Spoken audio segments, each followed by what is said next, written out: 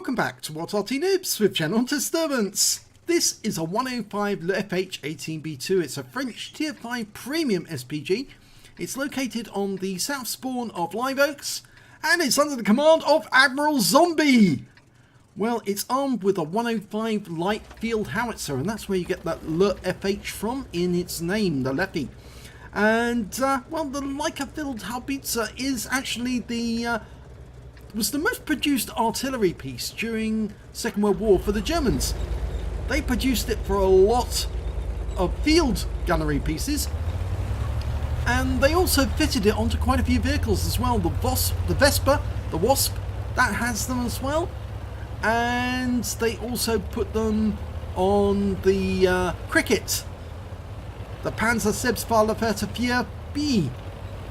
Well, Admiral Zombie's taking his leFH off into the bushes. I should say taking his Fifi into the bushes. And this skin is from Sir Rusty. We do thank him for it because it's a beautiful skin. Okay, he's aiming for the enemy.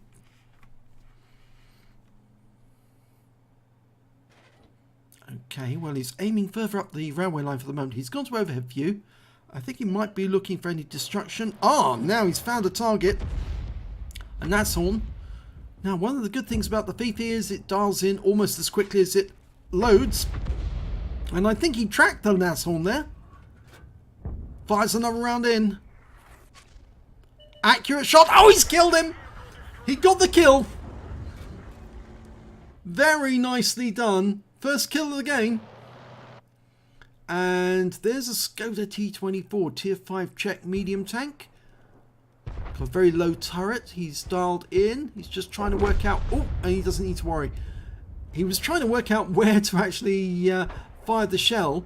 That Skoda is stationary, and now it's a wreck.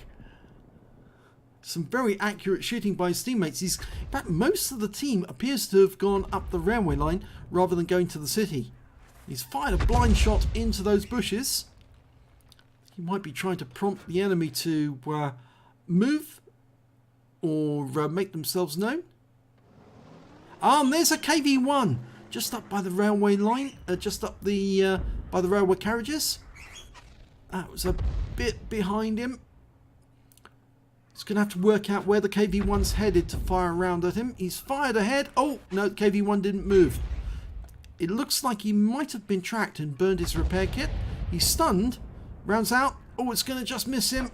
Yep. Okay, there's a T-150 gone into the gap, a T-52 rather I should say, and he's been tracked. Round out. Oh dear, he actually hit his own teammate there, the Skoda. Oh dear me, that's going to get a fine at the end of the game. Well, he fires a round in at the Cromwell. A43 fires around at him. A bit short, yep. You have to anticipate where the enemy's headed, aim ahead of their track, and so they just drive into the shell. And that was a beautiful one there, even though he actually aimed it and the A43 stopped. The shell definitely hit the target, and here's another one, and that's tracked him again, and now he's dead. Okay, now that Cromwell is outside maximum range. You can see the reticule's got flattened, and that means that he's going to have to move. Unfortunately, the 105 light field howitzer doesn't actually stretch over the entire battlefield, so if you're in a Fifi, it means you do have to move if you want to get the enemy if they move back into their own area. Now the hull of this Arty is actually built from a Char B1. The Germans captured quite a few of these French heavy tanks in the fall of France in 1940. And they converted them into various vehicles. Some were converted into flamethrower tanks, and a few, 16 of them, were converted into artillery pieces, just like this. Okay, now he's in range, and that archer's been killed. You can see the reticule's gone back to being oval in shape. He's firing for that bush. I think he anticipates the T-25 is hiding in that bush. Unfortunately, we're losing a lot of guys in the city, I think. In fact, there's only 2 tanks. In fact, 1 tank, a Wizzy 131 GFT, up defending the city, and our Lorraine 15550s in the dip. And there's the Cromwell. He's coming in on the Wizzy's side. There he goes. Now, luckily that tank, the Wizzy 131 GFT, has got a very good gun. But if the guy gets behind him, and the Cromwell has got behind him, if he fires now, he might hit his own teammate, but the Cromwell's now dead. He fires around him, but that's going to fall behind the Cromwell. So now he's relying on his teammates to capture the cap. He's fired around there to see if he can hit the Cromwell. But he's not a very fast Arty, the 105 leFH. It is very slow.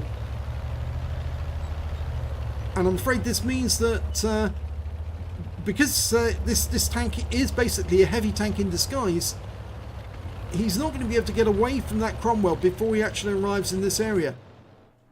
All he can do is just change position, and he's just lost the leFH, just lost the Lorraine 15550.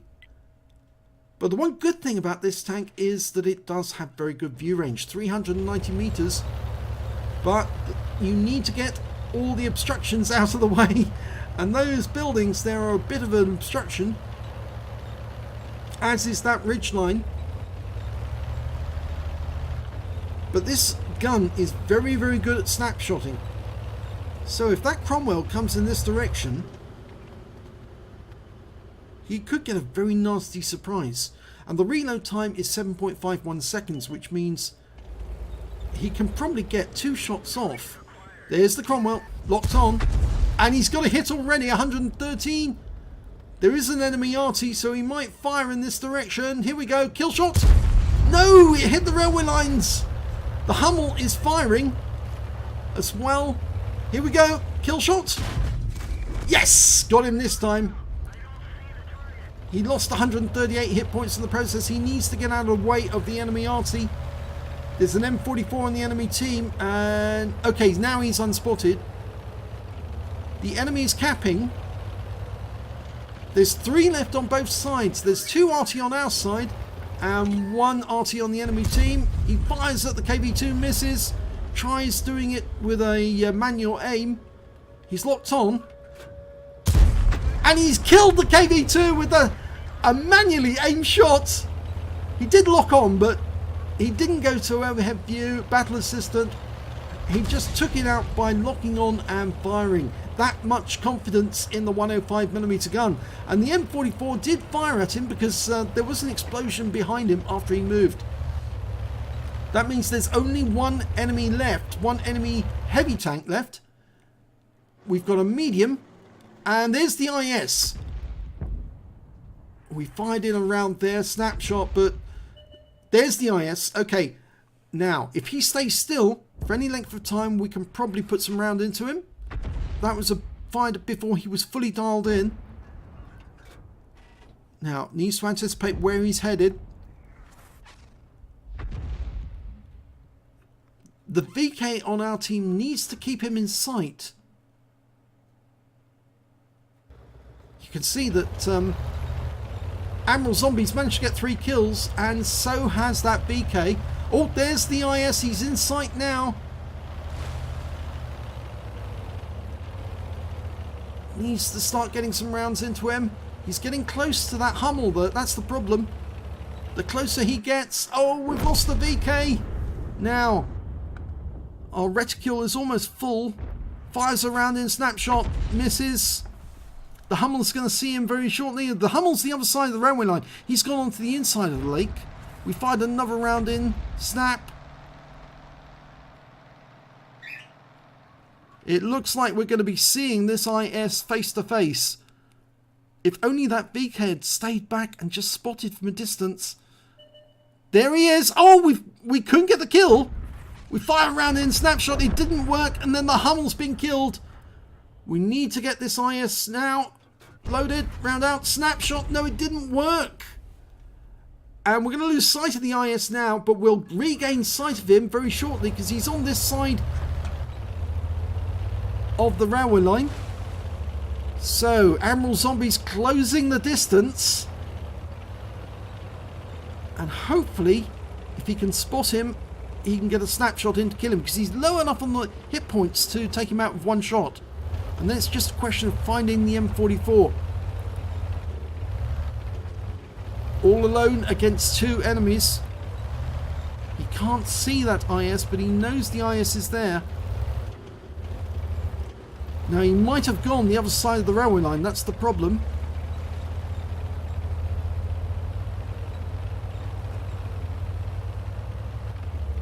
This is taking a bit of a risk.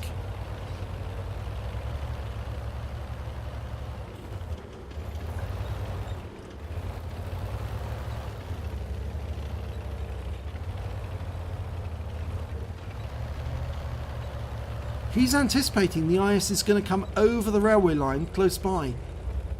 There's a possibility, though, that he will head towards the cap area, not realising that Admiral Zombie is actually much closer to him. There he is! Okay, lock on. Yes, he gets the kill shot! He was spotted, though, so he needs to move and get out of there, otherwise the M44 will finish his game. And the M44 is capping! Which is very bad news for the M44 and very good news for Admiral Zombie, because remember, he's got a better view range than the M44. So all he needs to do now is get close to the cap, spot the M44 and take him out the game. So get close to that cap as quickly as you can. That slow speed of the FPP. Well, he's going downhill, so he's got a maximum speed of 30 kilometers an hour. But it is a very slow Arty, this vehicle. It's not the slowest Arty in the game, but it's close.